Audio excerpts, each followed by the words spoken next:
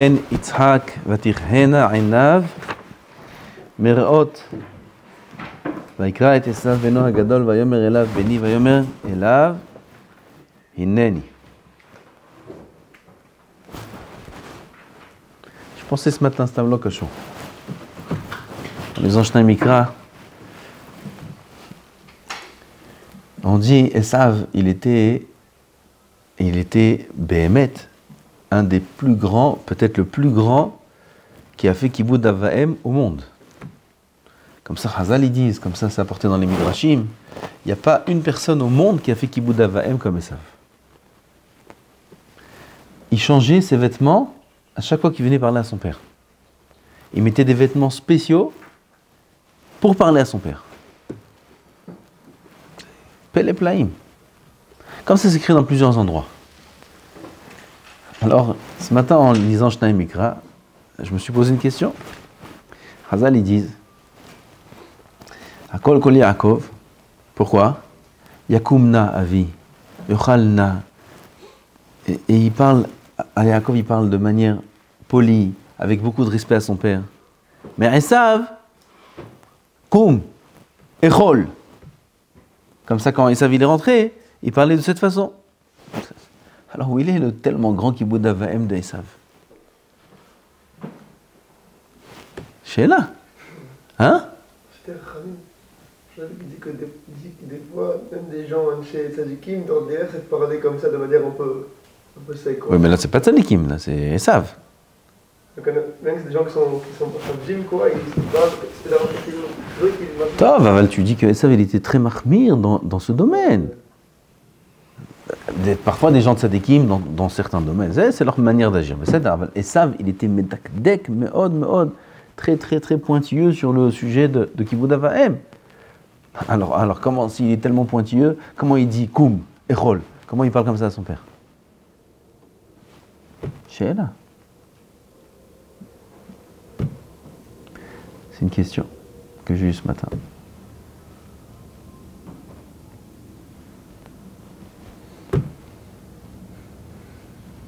Qu'est-ce que vous dites? J'avais un tiroud ce matin.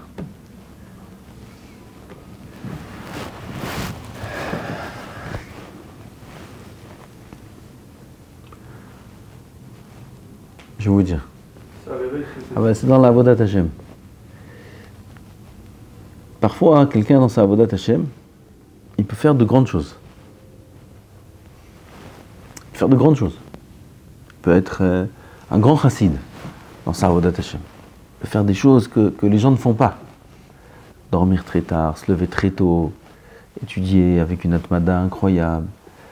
Il peut faire des ta'aniyot, il peut faire ci, il peut faire ça, il peut faire de grandes choses. Mais on peut le surprendre à faire des averot que personne ne fait non plus. Il peut, par exemple, manquer énormément de respect autour de lui. Il peut comment on dit, les alzel? Hein? Mépriser les gens à qui il doit du kavod. Il peut faire des actions qui contredisent complètement sa chassidoute. Ça montre qu'il n'est pas tellement conscient de l'ordre d'importance dans la Avodat Hashem. Il n'est pas tellement conscient. C'est-à-dire que lui, il vit de manière émotionnelle, regesh. Ah, ça c'est des grandes choses, ça c'est important, ça c'est bien, ça. Mais ce qui lui manque, il n'a rien du tout celui-là. Il n'a rien du tout. Aval, j'essaye de parler le plus clairement possible pour ne pas dire quelque chose que vous pouvez mal me comprendre. Il lui manque de comprendre les ordres de priorité dans la Avodat Hashem. Et pourquoi il ne comprend pas les ordres de priorité dans la Avodat Hashem? Parce qu'il ne fait pas Avodat Hashem. Il fait sa Avodah lui-même. Il ne cherche pas à savoir ce qu'Akadosh Baruch Hu il demande. Akadosh Baruch Hu il ne demande pas forcément de grandes choses. Akadosh Baruch Hu il demande d'abord des petites choses. Des petites choses. de descendre dans la tête de l'autre, de comprendre l'autre, d'être à son niveau, de réjouir les gens autour de soi. Comme on va apprendre Bezrat Hashem, j'ai hâte, Bezrat Hashem, d'étudier Tomer Dvorah. On va étudier Tomer Dvorah, Bli Neder, on va l'étudier. Tomer Dvorah, c'est un livre d'instruction à la Chal Maaseh de ce qu'Akadosh Baruch Hu demande. Comment on doit ressembler à Hashem. À la Chal Maaseh, le livre. Et qu'est-ce qu'il y a écrit là-bas? Sourire, être agréable, ne pas en vouloir, ne pas être rancunier. Et il dit c'est chaque mida vemida mi el kamocha avod. Si on ne fait pas ça. Alors c'est ce qu'il dit dans l'Akdama, je devance, j'ai tellement hâte de l'apprendre bien. Dans l'Akdama, il dit comment un homme, il a un tselem, il ressemble à Hashem Yitbarach, avec ses 10 sphirotes, on va prendre ça. Avalen lo tsura. Shlo tsura, plutôt, avalen lo tselem. C'est quoi? Il ressemble à Hashem dans les 10 sphirotes, comment le corps est composé, mais il ne ressemble pas à Hashem dans ses actions, qui ça c'est le ikar de la tsura. Il faut ressembler à Hashem dans les actions d'Hashem. C'est le but. C'est pour ça qu'on est sur terre. Il faut qu'on ressemble à Hashem Yitbarach. Et qu'est-ce qu'il fait Hashem Yitbarach?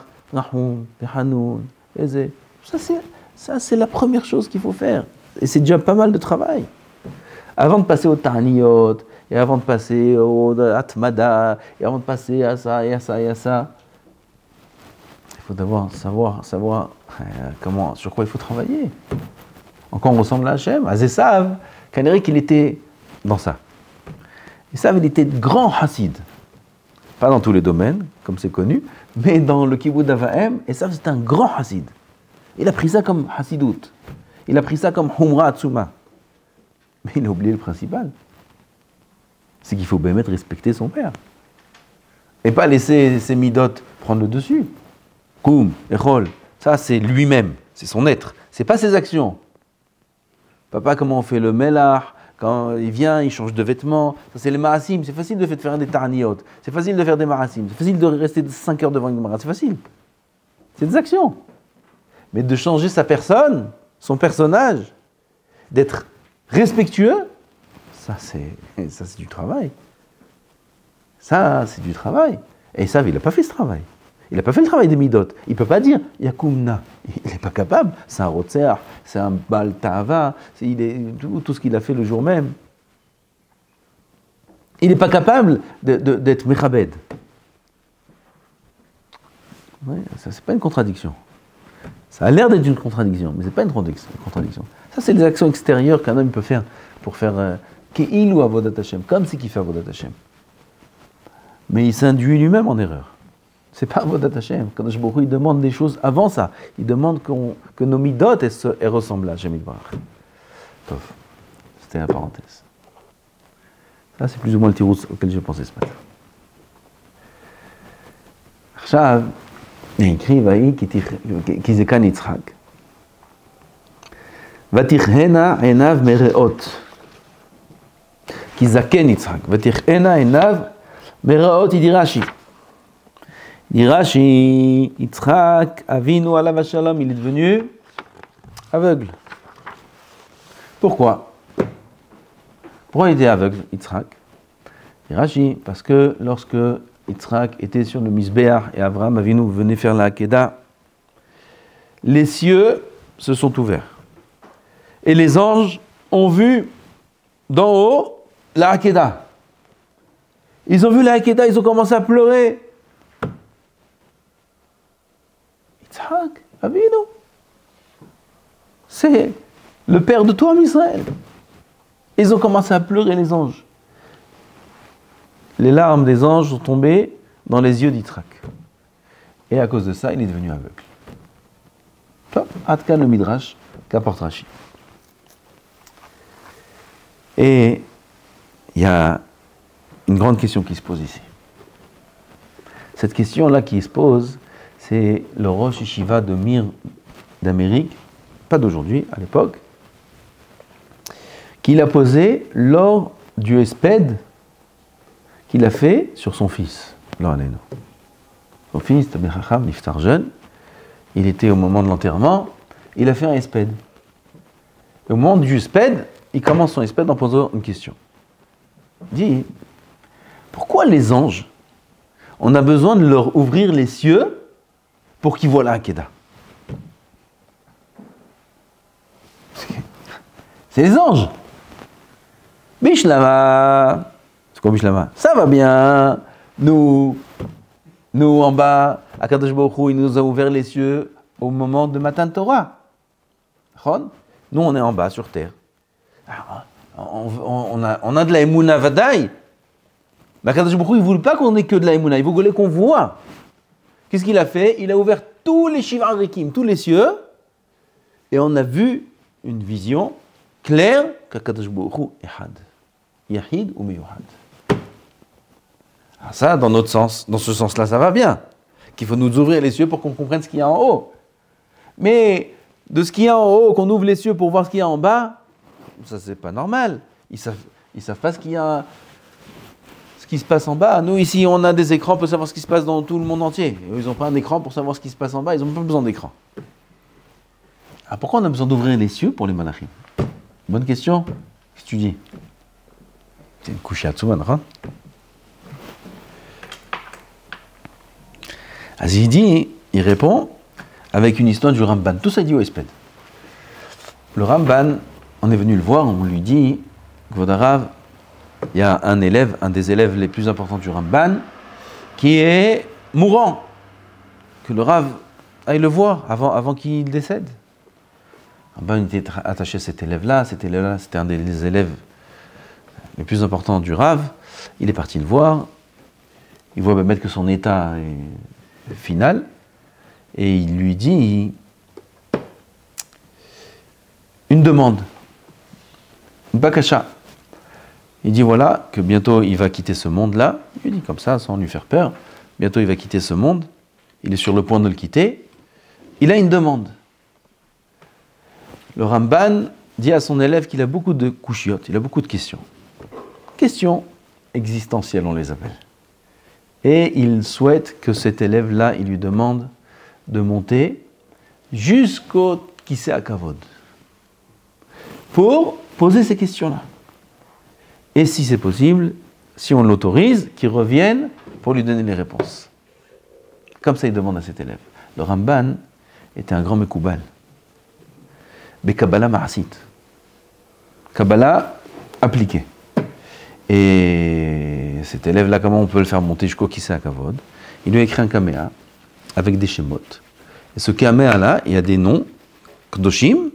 Il lui a dit de les montrer à chaque porte où là-bas il y a des gardes, qui sont des malachim, qui gardent avec des épées, etc. C'est impossible de passer.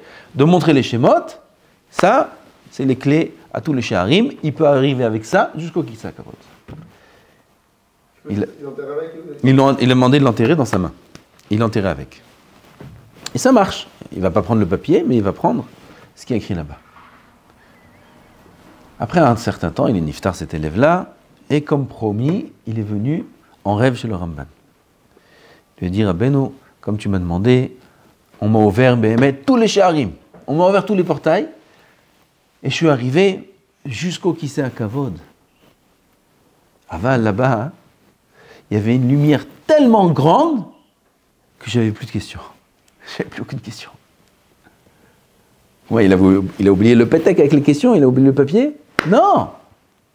La lumière était tellement grande, le Hémet était tellement vrai, tellement clair, que j'arrive même plus à me rappeler du sujet de la question. Il n'y a plus de questions. Alors, je suis désolé que votre arabe, j'ai pas de réponse, parce que j'ai plus la question. Il dit le Ramban, comme ça c'est écrit dans l'histoire, que le Ramban lui a dit que c'est la réponse qu'il attendait. C'est la réponse qu'il attendait. De savoir que dans le ciel, il n'y a plus de questions. Dans le ciel, il n'y a plus de questions. Il dit le Rav, j'ai oublié son nom, d'après ça, on répond à notre question. C'était quoi notre question? Pourquoi les malachim, on a besoin de leur ouvrir les cieux? La réponse est que Akadosh Baruch Hu, il voulait que les malachim voient la Hakeda. mais pas de l'angle de vue d'un ange, mais de l'angle de vue d'un homme. Parce que l'angle de vue, vous savez c'est quoi un angle de vue? Oui, on dit, ça se dit en français, point de vue. En hébreu c'est l'angle. Point de vue d'un ange. Et pas du point de vue d'un homme, à l'inverse. Pas du point de vue d'un ange. Parce que les anges dans le ciel, on leur dit, il y a la Hakeda, Avraham Avinu, il est en train de faire la Hakeda à son fils Yitzhak. Qu'est-ce que vous dites? Dramatique. Priez, pleurez. Pshita, vadaï que de faire la Hakeda. C'est le processus, c'est le processus de l'histoire. Ça va protéger tout Am Israël. Jusqu'à aujourd'hui, on est protégé grâce à la Hakeda. Vadaï que de faire la Hakeda. Qu'est-ce qu'il y a à pleurer ici? Dans le ciel, il n'y a pas de question. Dans le ciel, tout est émet. Kadosh Baruch Hu, il voulait implorer les rahamim des anges, que les anges éveillent leurs rahamim, que ces rahamim-là, ils tiennent jusqu'à la fin des temps. Et pour que les anges éveillent leurs rahamim, ils sont obligés de voir la Hakeda du point de vue d'un homme. Kadosh Baruch Hu, il a besoin de leur ouvrir les cieux et de leur donner le sentiment d'un homme qui vit sur terre. Et ça, on peut faire que s'il leur ouvre les yeux. Comme nous à l'inverse. Nous, ils nous ouvrent les cieux pour voir Kadosh Baruch Hu. Eux, ils lui ouvrent les cieux. Ils leur ouvrent les cieux pour voir l'homme, pour sentir qu'est-ce que c'est l'homme. Qu'est-ce que c'est la Hakeda? Comment c'est terrible. Quel nisayon terrible c'est la Hakeda.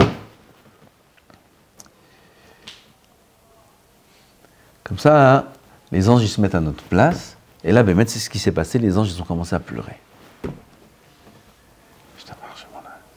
Avant dans le ciel, Rabotai, il n'y a plus de questions.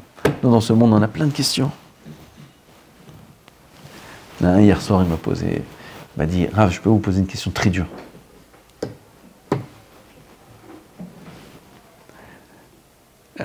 En plus, c'est quelqu'un qui il réfléchit, il a des questions un peu philosophiques. Après, il m'a dit, non, c'est pas la peine. Ça, c'est une question trop dure. Il ne veut pas déranger, il y a du monde, et c'est en plein chiot. On a parlé un peu de l'Emouna, et là, il y avait une question. Et moi, j'aime bien les Edgarim, comment on dit? Hein? Défi, on dit? J'aime bien, comme ça, j'aime bien. Je dis, pourquoi? Pose ta question.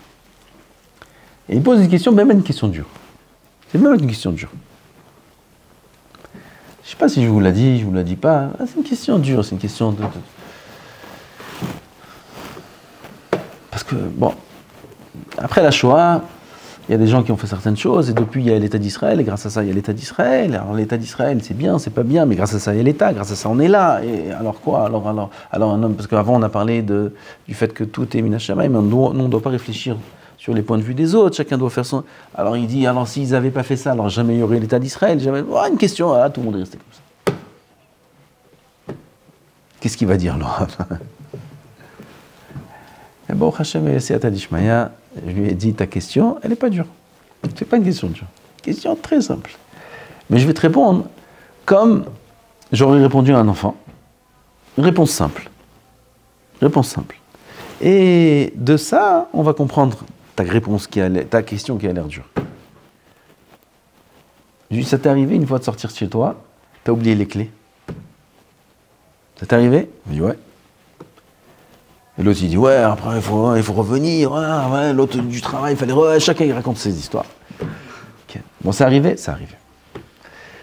Ça t'est arrivé d'être sur le point de sortir de chez toi, et tout d'un coup, tu te rappelles, j'ai oublié les clés. C'est-à-dire la même chose, mais la première fois, il est sorti, il a oublié, mais parfois, ça arrive que tout d'un coup, on se rappelle. Les clés, c'est un exemple, ça peut être plein d'autres choses. Tout d'un coup, on se rappelle, oh, j'ai oublié ça. Alors que la même chose, le même objet, une autre fois, il a oublié. Il a dû revenir, il a dû s'arranger autrement, il a oublié. Ça t'est arrivé? Ah ouais, ça m'arrivait. L'autre aussi, ouais. Là, okay. Pourquoi une fois c'est comme ça, et une fois c'est comme ça? Pourquoi? Pourquoi une fois on se rappelle, et une fois on ne se rappelle pas? Pourquoi? Vous avez une réponse? Simple. Kadosh Baruch Hu, il nous donne exactement ce qu'on doit subir. Bidiouk. Il nous dirige exactement dans ce qu'on doit faire. Et c'est lui, Ishtabar Shemo, qui nous aide, il nous jette les marchavot dans la tête. Il nous jette le rappel. Il vient d'où le rappel? Vous n'êtes jamais demandé d'où ça vient que je me suis rappelé? Aucun rapport. Il vient pour sortir de chez lui, il est sorti de chez lui, il a tout son projet de la journée dans la tête, tout d'un coup, les clés, le téléphone, c'est venu d'où ce truc-là? Il était en train de penser à ça? Non, il était en train de penser à autre chose. D'où elle est venue cette pensée? Boré Olam, on a nos pensées entre ses mains. Et il a décidé dans son beddin que là, il ne mérite pas de partir et d'être peiné et de revenir et de s'arranger autrement. Il dit, mon fils, tes clés. C'est tout. Ah, mes clés. Il est reparti, il a cherché ses clés. Simple. Comme ça, c'est dans toute la vie. C'est pas que dans les clés. Toute la vie, c'est comme ça. Pourquoi un tel, il va faire des choses incroyables, il va faire ci, il va faire ça, et l'autre, non? Pourquoi un tel, il aime le bois, il est menuisier, et l'autre, il aime le fer? Il est forgeron.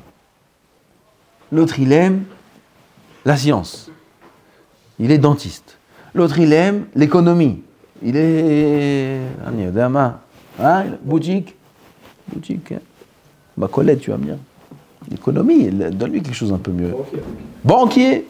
Banquier, directeur. Il a ouvert une banque. Pourquoi lui, il a ouvert une banque et lui, il a ouvert une clinique? Pourquoi? Pourquoi tout le monde ne fait pas la même chose? Réponse. Akadosh Baruch Hu, dans ce monde, il nous dirige dans le sens que lui, il décide de nous diriger.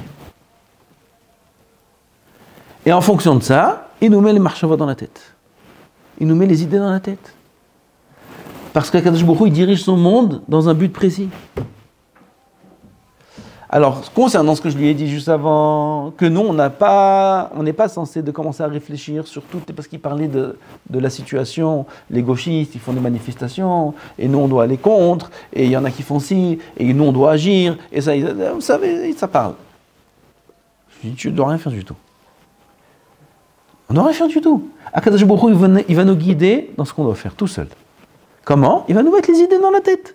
Si Boré Olam, il veut qu'un homme il soit Rosh Yeshiva, alors il va le guider pour être Rosh Yeshiva. Il veut qu'il soit Avrer, il va être Avrer. Il veut qu'il soit ci, il sera ça. Selon le tafkid de l'homme sur terre, Akadosh Baruch Hu, il va lui mettre les idées dans l'esprit. Nous, on n'a pas besoin de se préoccuper de quoi que ce soit de notre avenir.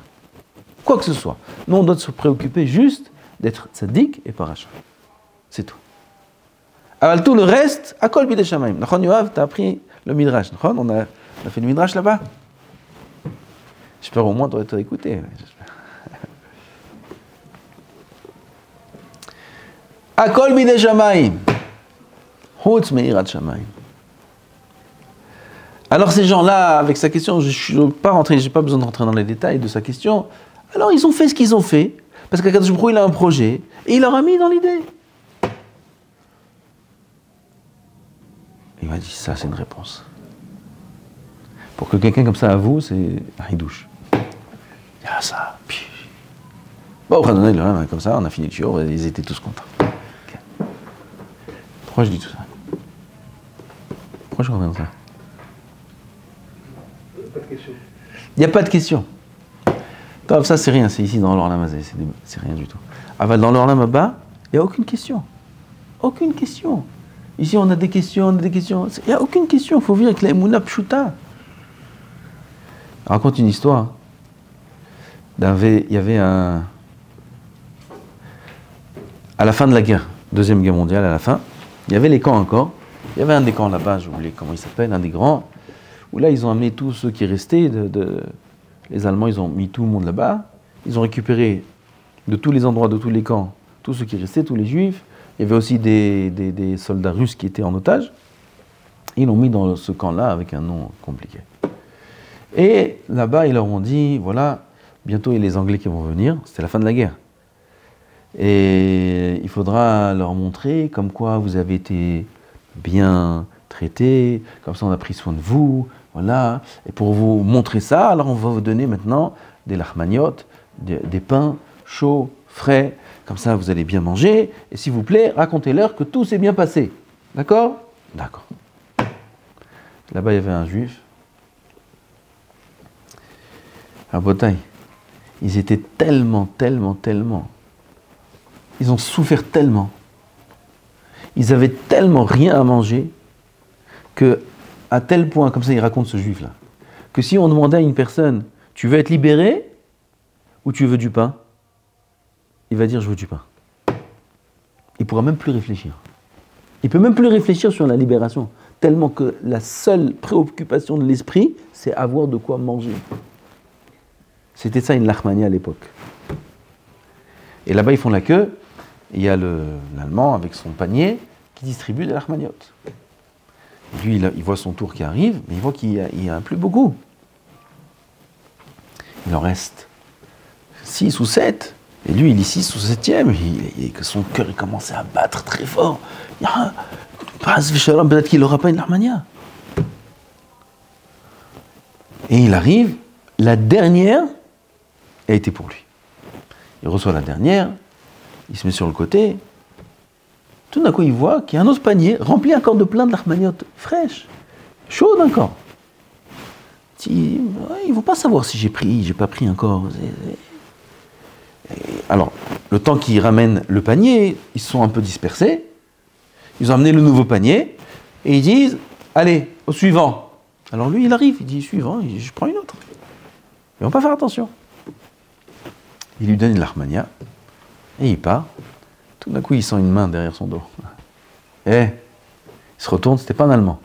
C'était un Russe qui était aussi en otage comme lui. Je t'ai vu. Pourquoi t'as pris 2 ? Donne-moi-en une.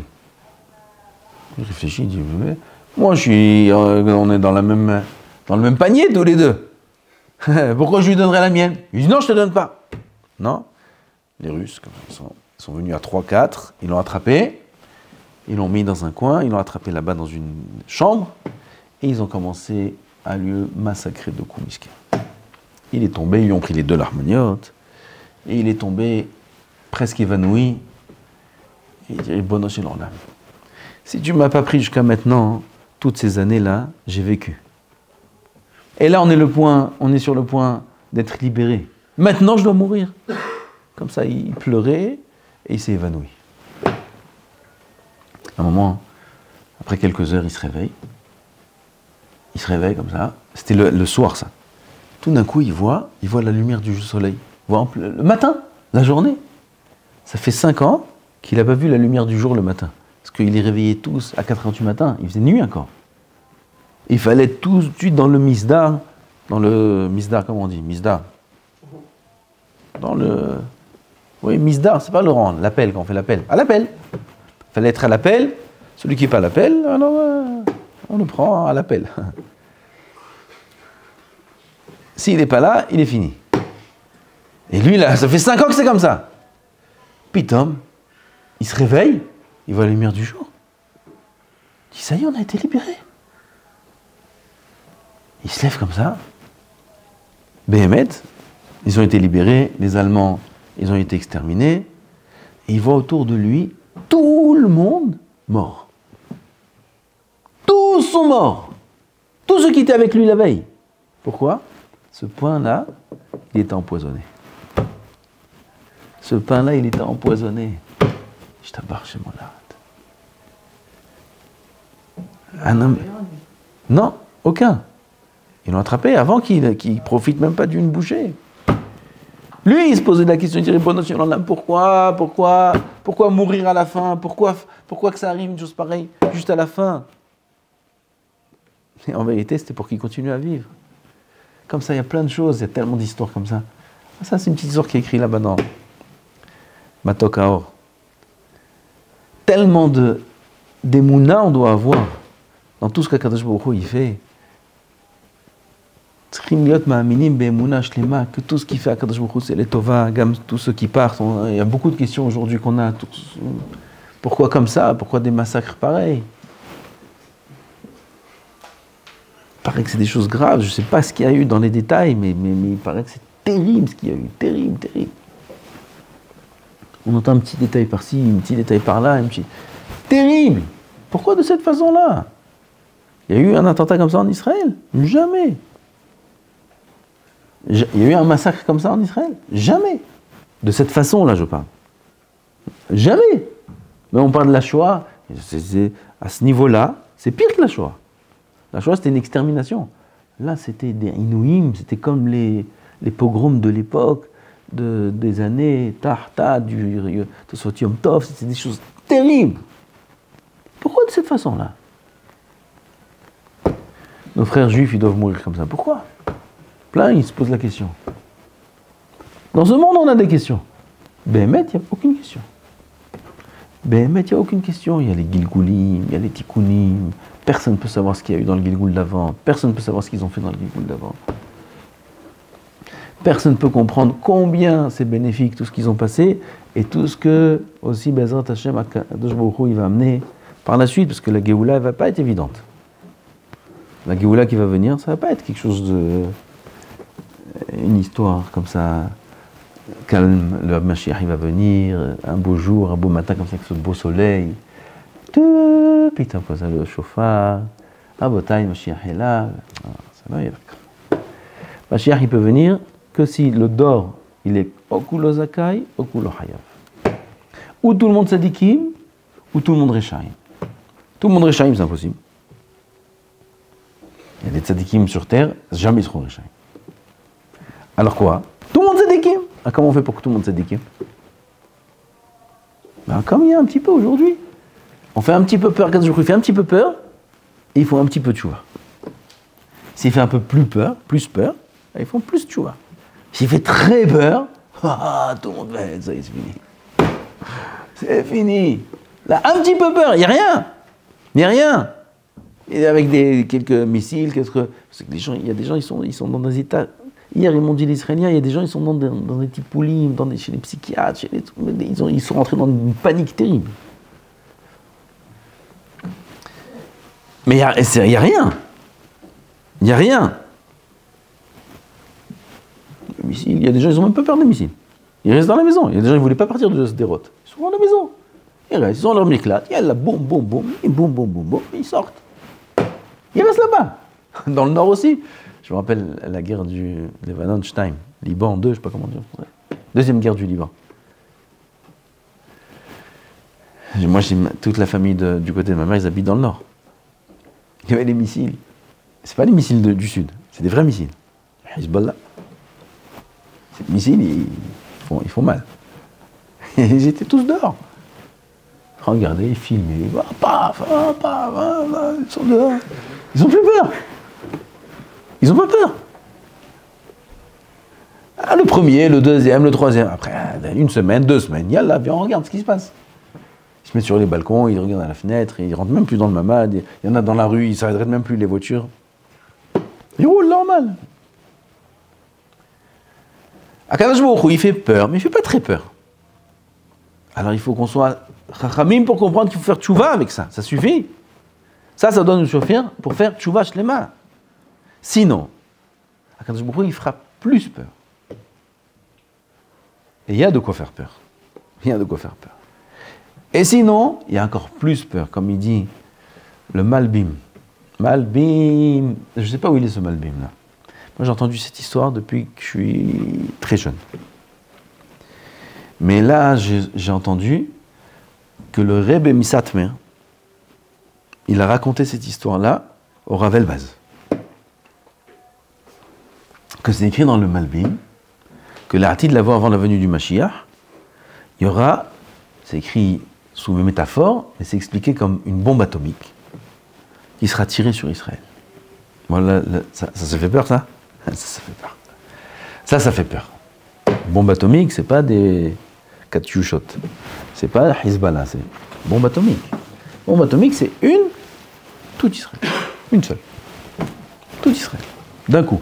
Lo yazor miklat, lo shum davar lo yazor. Même sous la terre, lo yazor. Lo yazor plus. Et cette bombe-là, elle sera tirée sur Israël. Ils ne pourront pas l'intercepter. Tout homme Israël saura qu'elle est en chemin et qu'il reste quelques instants pour vivre. Et Israël, fini. Tu rigoles, mais ça fait pas rire. Non, on peut rigoler, on est dans la Tavat Noah. Comme ça c'est écrit. Attends. Là, il y aura une peur immense. Immense. Comme la Xéra d'Aman. Comment c'est la Xéra d'Aman? La Hashmid, la Hog, ou la Bed. Et kol ha-Yehudim. Min ha'ar ve'ad zaken. Tav ve'nashim. Beyom echad. Ushla l'amenapos. Ah! Tout en Israël en un jour. Comment c'est possible? Moi, j'ai jamais compris comment il peut faire ça. Comment on peut tuer des millions de personnes, des milliards peut-être de personnes, des milliards, et peut-être des dizaines de millions à l'époque, dans le monde entier, dispersés en un jour. Comment c'est possible? Aujourd'hui, on comprend. Toi, Israël, il sera sur Israël, une bombe, en un instant.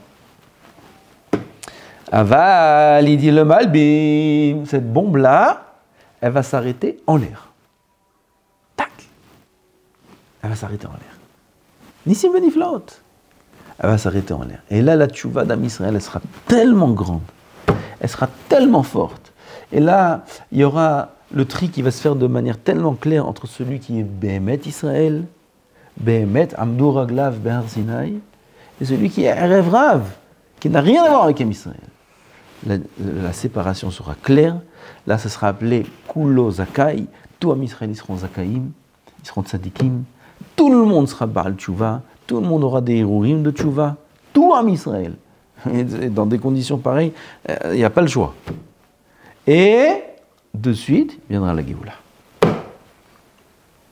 Mais la bombe atomique, on ne va pas y arriver du jour au lendemain. Derech Hagav, j'ai vu cette semaine qu'il y a un corps qui est responsable de l'atome dans le monde. Des bombes atomiques, qu'il n'y ait pas de bombes atomiques, qu'il n'y ait pas de ci, qu'il n'y ait pas de ça, et eux, ils sont très concentrés sur l'Iran ces dernières années pour voir qu'est-ce qui se passe là-bas. Ils ont vu que ces dernières semaines, l'Iran, il a été ma'achir l'uranium, comme on dit la hachir. Hein? Non, la hachir enrichit l'uranium 22 fois plus que ce qu'il a fait jusqu'à maintenant. Ça veut dire jusqu'à maintenant, il enrichissait l'uranium à 100%. Maintenant, là, ces dernières semaines, 22 fois plus. C'est ce que ça veut dire. Vous comprenez ce que je dis ou pas? 22 fois plus, ça veut dire qu'il a... Déjà, ils disent, il y en a qui disent qu'il avait déjà la bombe atomique, une au moins. Là, ils sont en train d'enrichir l'uranium à une allure qui est 22 fois plus rapide que ce qu'ils ont fait jusqu'à maintenant. Malbim. On y est. Malbim. Et eux, ils ne cachent pas leur objectif. L'Iran, à voix haute, extermination d'Israël. C'est leur Torah, c'est leur Emouna, c'est leur but, c'est leur vie. Là-bas, tous les citoyens de l'Iran, ils meurent de faim. Tout l'argent, il va dans l'atome. Tout là-bas, tout va là-bas. 22 fois, là, cette semaine. C'est-à-dire qu'on est en train d'arriver, Bezrat Hashem, très rapidement à la venue du Mashiach. Très rapidement. Nous, on n'a pas peur. Nous, on n'a pas peur, parce qu'il ne faut pas avoir peur de rien.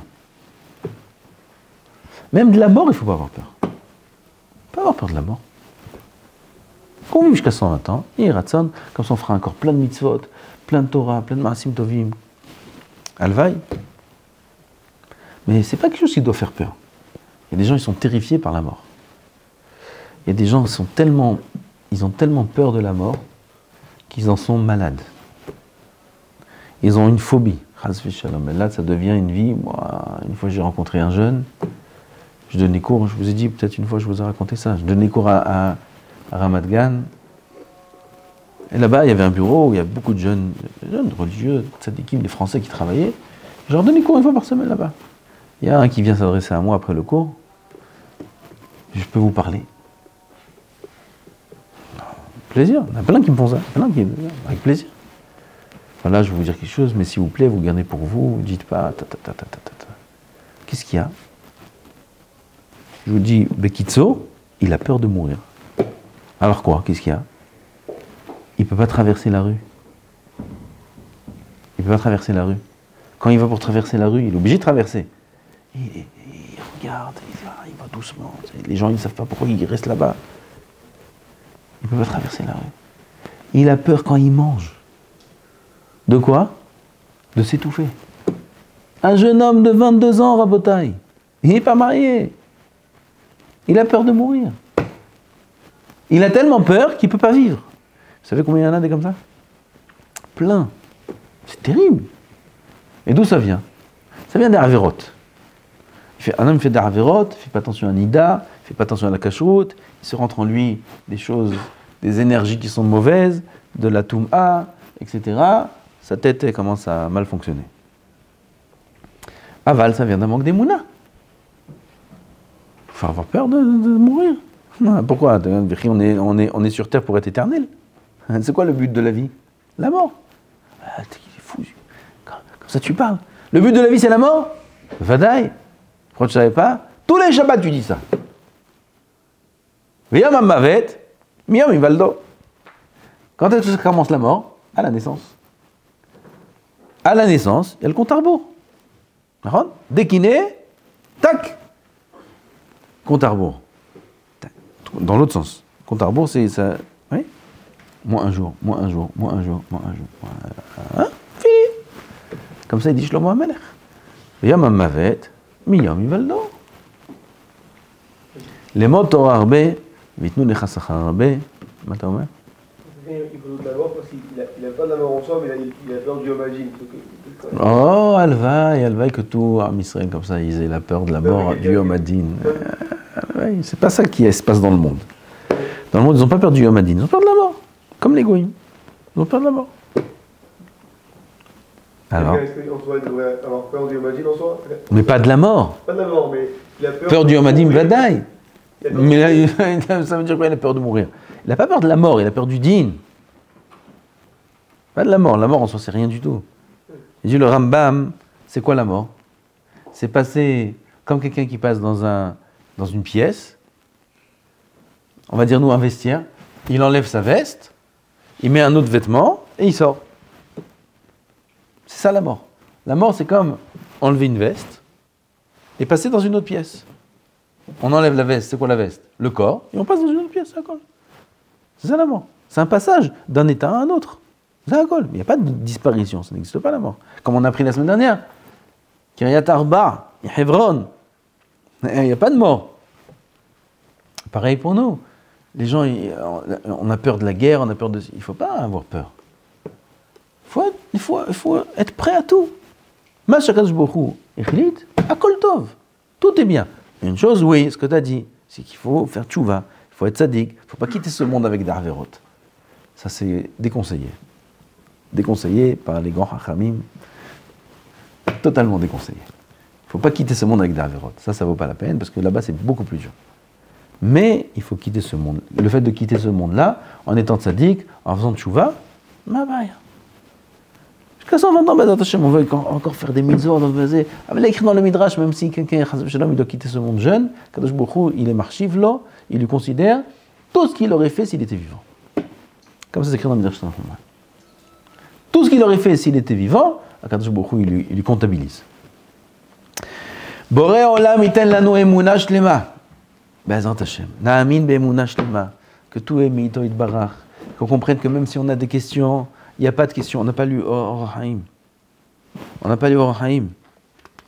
Il dit l'Or Haïm à Kadosh, pourquoi Akadosh Baruch Hu, il a enlevé la vue à Yitzhak? Pourquoi?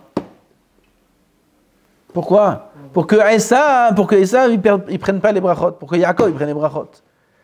C'est pour ça que avant la paracha des brachot, il y a écrit Vaï Kezaken Yitzhak, Vatichena Einav. Akadosh Baruch Hu lui a enlevé la vue pour que Yaakov Avinu, ce soit lui qui prenne les brachot.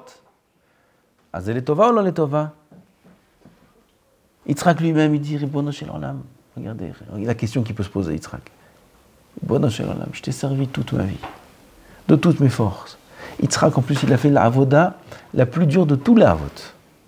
Plus que Abraham et Yaakov. C'est trop long là d'en parler, mais beaucoup plus, parce qu'il fallait le mitouk des gvurot, c'était très dur, les gvurot c'est très dur.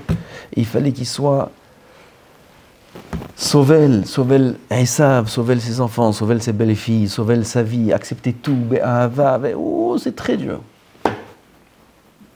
C'est pour ça que l'Atid Lavo, celui qui va plaider en notre faveur, c'est Yitzhak, comme ça la Gemara dit dans Shabbat, que Akadosh Baruch Hu va voir Avraham et Avinu, il va leur dire tes enfants ont fauté. Avraham il va dire qu'ils soient punis. Il va voir Yaakov, tes enfants ont fauté. Fais-leur le din. Il va voir Yitzhak, et tes enfants ont fauté. Qu'est-ce qu'ils ont fauté? Combien c'est leur vie? 70 ans. La moitié, ils dorment. 35 ans. La moitié, ils n'ont pas plus de 20 ans. Ils sont petits, ils ne sont pas hayavim. Et ça. Quand ils mangent, quand ils dorment, enlève ça. Combien il reste? Il reste 15 ans. Moitié toi, moitié moi. Fais moitié-moitié. Toi, tu prends sur toi la moitié, moi, je prends sur moi la moitié. Qui c'est qui vient de... Abraham, lo yedarano. Yaakov, lo ikirano. Abraham, il ne reconnaît pas. Qui? Yitzhak, Yaakov, non plus. Qui c'est? Yitzhak, grâce à Avodat Hashem Atzuma qu'il a fait, alors c'est lui qui va venir et nous sauver à la fin des temps. C'est Yitzhak Avinu. Alors il peut se dire, Yitzhak, toute la Avodah que je t'ai fait, tu m'enlèves la vue, Hasbe Shalom, à la fin de la vie. Lama, je veux étudier la Torah, je veux voir mes enfants, je veux voir mes petits-enfants, je veux voir Yaakov, je veux voir les Shvatim. Yitzhak Avinu, il était vivant quand il y avait les Shvatim. Laisse-moi voir Yosef, Ben Porat Yosef, Ben Porat Ale'ain. Laisse-moi voir Yosef.